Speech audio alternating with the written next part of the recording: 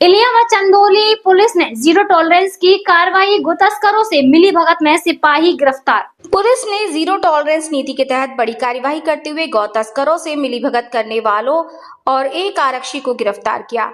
आरोपी सिपाही सत्येंद्र यादव, जो वर्तमान में निलंबित चल रहा था, उसको अंबेडकर नगर जनपद के पलई बाजार से गिरफ्तार किया गया है। वो पहले से ही भ्रष्टाचार निवारण अधिनियम के मामले में वांछित था। पुलिस द्वारा मामले का खुलासा करते हुए बताया गया कि ये कार्यवाही कोतवाली, चंदौली और थाना इलिया की संयुक्त टीम द्वारा की गई। मामले का खुलासा उस समय हुआ जब गौ तस्करी के एक आरोपी से पूछताछ और उसके मोबाइल फोन के व्हाट्सएप चैट, कॉल डिटेल और अन्य इलेक्ट्रॉनिक साक्ष्यों की जांच की गई। जांच में सामने आया कि आरक्षी सत्येंद्र यादव गौ तस्करों को पुलिस की गतिविधियों की गोपनीय जानकारी उपलब्ध कराता था। आरोपी सिपाही तस्करों को पुलिस रेड, गश्त और लोकेशन की जानकारी देने के साथ साथ सुरक्षित रास्तों से बॉर्डर पार कराने में मदद करता था। इसके बदले वो ऑनलाइन और ऑफलाइन दोनों माध्यमों से धन वसूली करता था।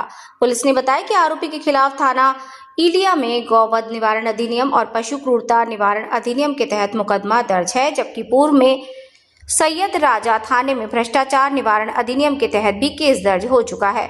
चंदौली पुलिस ने बताया कि जिले में गौ तस्करी के खिलाफ लगातार सख्त कार्यवाही जारी है।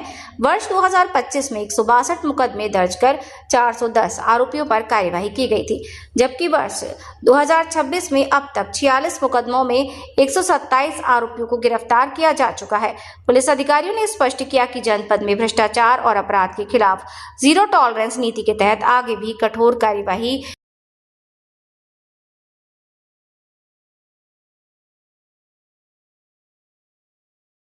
साहब क्या गुड वर्क है, पकड़े गए हैं कौन?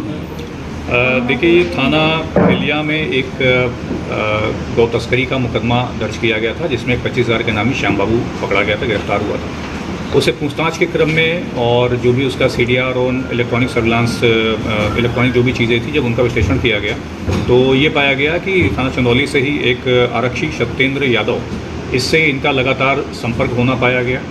पूछताछ में और भी ये बात सामने आई कि सत्येंद्र यादव के द्वारा जो ये गौ तस्कर हैं, ये एवं अन्य भी कई गौ तस्करों को जो पुलिस की लोकेशन है या जो मूवमेंट है या सेफ पासेज कराने के लिए इस प्रकार से सहयोग किया जाता था। प्रकरण में ये भी अवगत कराना है कि जो सत्येंद्र यादव है, इस पर पूर्व में भी गौ तस्करों के सहयोग के संबंध में ही भ्रष्टाचार निवारण का भी एक मुकदमा थाना सैयद राजा में पंजीकृत था, जहाँ से एंटीसिपेटरी बेल पर था। इस अभियोग में श्याम बाबू के द्वारा जब जानकारी मिली तो इस पर काम करना शुरू किया गया और इसकी ये तथ्य संज्ञान में आया कि वर्तमान में अम्बेडकर नगर में रह रहा है। वहाँ पर तत्काल टीम भेज करके इसकी गिरफ्तारी कराई गई है। इस समय निलंबित भी चल रहा था एवं थाना चंदौली जनपद से गैर हाजिर भी चल रहा था और लगातार इस तरह के अवैध गतिविधियों में संलिप्त था। इसके साथ एक सिपाही के और सदराजा में मुकदमा दर्ज हुआ था, उस पर क्या था? जी, इसके एक भाई पे भी मुकदमा दर्ज हुआ था, जो कि उस जो भ्रष्टाचार का मुकदमा था उसमें जेल भी गया था। इस पर भी हम डिटेल में काम करेंगे, मैनुअल सूचना के आधार पे भी, जो इलेक्ट्रॉनिक चीज़ें हैं उनके आधार पे भी, और इसमें जो भी लोग इसमें सम्मिलित हैं, चाहे वो विभाग के बाहर के हों या विभाग के अंदर के हों, किसी को छोड़ा नहीं जाएगा। गौ तस्करी पर चंदौली पुलिस के द्वारा लगातार सतत रूप से कार्रवाई की जाती रही है। इस संबंध में वर्ष 2025 में कुल 162 मुकदमे दर्ज किए गए हैं, 410 अभियुक्तों को गिरफ्तार किया गया है, 1297 पशु बरामद किए गए हैं, 90 किलो गोमांस बरामद किया गया है, 178 वाहन बरामद किए गए हैं, 17 अभियुक्तों पर गुंडा की कार्रवाई एवं गैंगस्टर के तहत 9 अभियोग 38 अभियुक्तों के विरुद्ध पंजीकृत किए गए हैं।